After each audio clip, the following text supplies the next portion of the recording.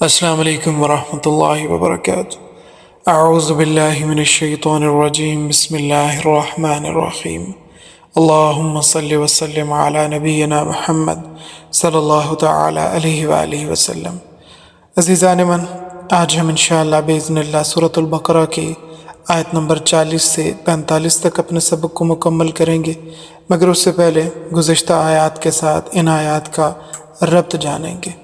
ان آیات کا پچھلی آیات کے ساتھ ربط یہ بیان فرماتے ہیں صاحب تفسیر کہ پہلے نعمت عامہ بر عامہ کا ذکر تھا، یعنی نعمتیں بھی عام تھیں اور جن پر ہو رہی تھیں وہ مخلوق بھی عام تھیں، اور اب نعمت خاصہ بر خاصہ ہے، ان کا تذکرہ آ رہا ہے، یعنی نعمتیں بھی خاص ہیں اور جس قوم پر ہو رہی ہیں وہ بھی خاص ہیں، یعنی بنی اسرائیل۔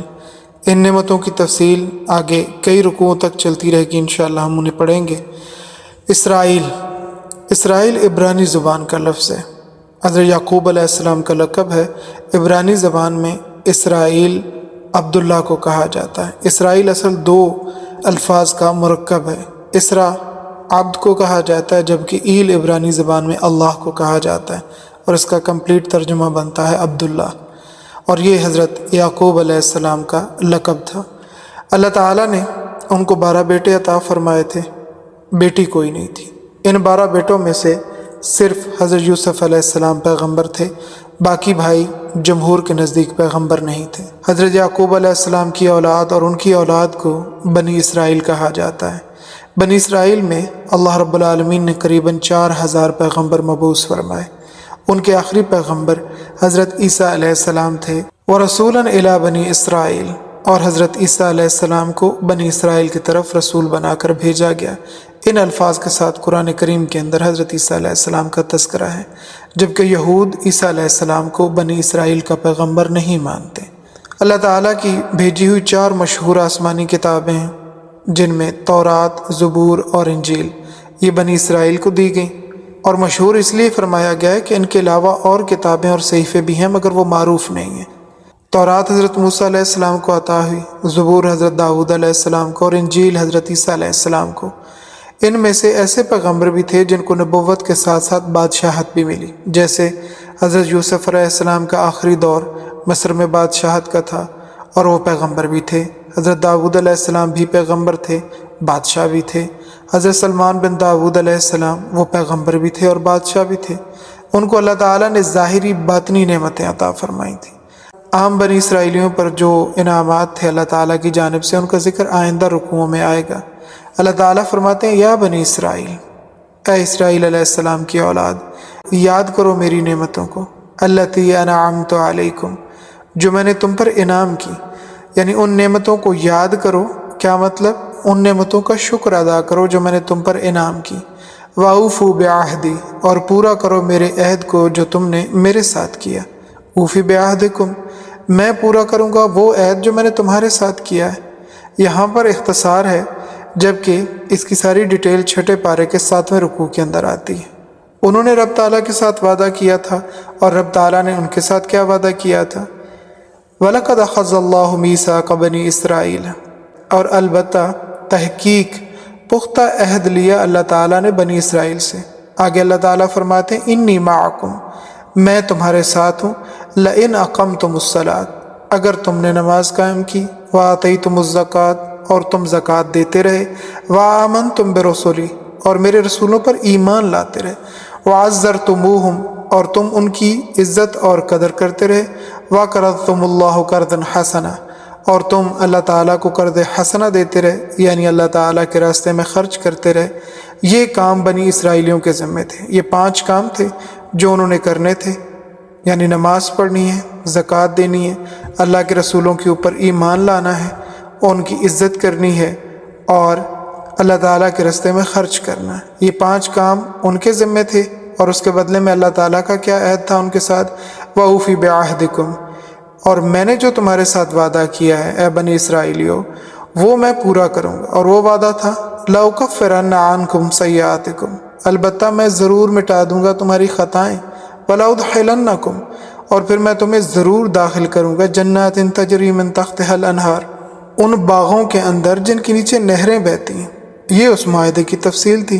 وَإِيَّایَ فَارْہَبُونِ، اور خاص مجھ ہی سے ڈرو، وآمنوا بما انزلت، اور ایمان لاؤ اس چیز پر جو میں نے نازل کی، یعنی قرآن پاک، مصدقا لما معکم، اور یہ قرآن کریم تصدیق کرتا ہے ان چیزوں کی جو تمہارے پاس ہیں، یعنی تورات، انجیل، زبور، جو اصل آسمانی کتابیں تھیں ان کی تصدیق کرتا ہے یہ قرآن۔ ولا تکونوا اول کافر بہ، اور نہ ہو جاؤ تم پہلے منکر اس کے، اے بنی اسرائیل اگر تم انکار کرو گے تو تمہاری طرف دیکھ کر دوسرے لوگ بھی انکار کریں گے تو ان کا وبال بھی تمہارے اوپر آ پڑے گا۔ حدیث پاک کے اندر آتا ہے من سن سنتا حسنہ، جس کسی نے اچھی چیز لوگوں کے سامنے پیش کی، کسی سنت کو زندہ کیا، اس کو دیکھ کر اور لوگوں نے بھی عمل کیا تو ان لوگوں کے برابر اس کو بھی اجر ملے گا اور ان کے اجر میں کوئی کمی نہیں آئے گی، یعنی یہ صدقہ جاریہ ہو جائے گا۔ اور جس نے کوئی برا طریقہ رائج کیا اور اس پر جتنے لوگ چلیں گے، جتنا گناہ ان کو ہوگا اتنا ہی گناہ برابر اس کو بھی ملے گا اور یہ گناہ جاریہ ہو جائے گا۔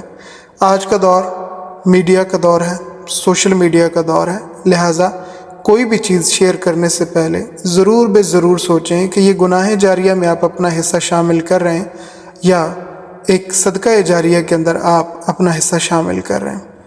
اس ضابطے کے مطابق یہ امت جتنی نیکیاں کر رہی ہے وہ تمام کی تمام نیکیاں حضرت صلی اللہ تعالیٰ علیہ وآلہ وسلم کے نامہ اعمال میں برابر درج ہو رہی ہیں، کیونکہ اصل نیکی کا آغاز تو نبی کریم علیہ الصلوۃ والسلام کی طرف سے ہوا، اور جو لوگ نیکیاں نہیں کرتے، نماز نہیں پڑھتے، روزے نہیں رکھتے، وہ یہ نہ سمجھے کہ وہ صرف اپنا نقصان کر رہے ہیں، بلکہ صاحب التفسیر بیان فرماتے ہیں کہ وہ حضرت صلی اللہ تعالیٰ علیہ وآلہ وسلم کا بھی نقصان کر رہے ہیں، کیونکہ ان کا جاری کردہ ہوا ایک عمل ہے جس کے اوپر یہ عمل نہ کر کے اس سلسلے کو منقطع کر رہے ہیں، اور عام مسلمانوں کو جو دعائیں پہنچنی تھیں وہ بھی نہیں پہنچ رہی تو ان کا بھی حق مار رہے ہیں۔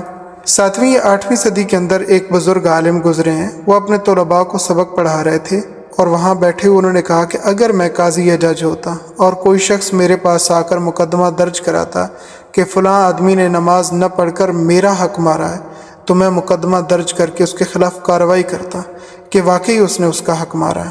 طلباء نے بڑا حیران ہو کر پوچھا استاد محترم، نماز تو اللہ تعالیٰ کا حق ہے، اس میں بندے کا حق کیسے آ گیا؟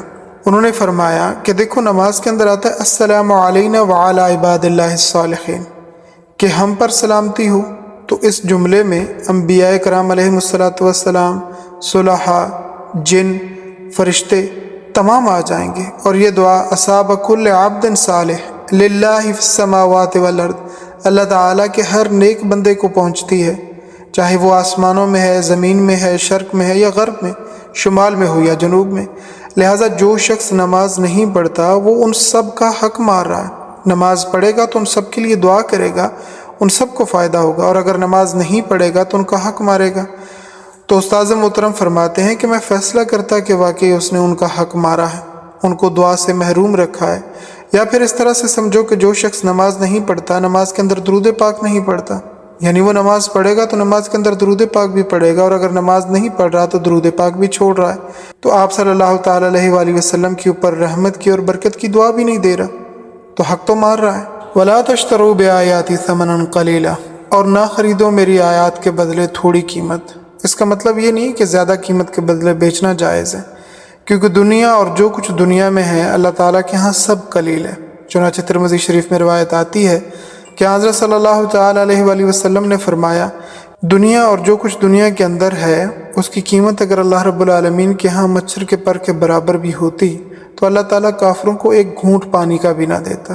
ہمارے نزدیک سونے کی، چاندی کی، ڈالرز کی، پاؤنڈز کی بڑی قیمت ہے، جبکہ اللہ تعالیٰ کے ہاں مچھر کے پر کے برابر بھی اس کی حیثیت نہیں ہے۔ لہذا ساری دنیا بھی قرآن کریم کی ایک آیت کے مقابلے میں ہیچ ہے۔ یوں سمجھیں کہ قاف ایک آیت ہے تو ساری دنیا کے خزانے جمع ہو کر اس کی قیمت نہیں بن سکتے۔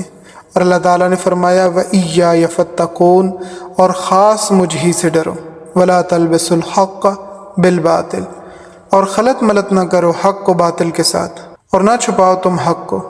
اور حق کے مٹنے کی دو ہی صورتیں، ایک یہ کہ حق کو بیان نہ کیا جائے، اور ظاہر بات ہے کہ جب حق کو بیان نہیں کیا جائے گا تو آنے والی نسلوں کو کیا پتہ چلے گا کہ حق کیا ہے اور باطل کیا۔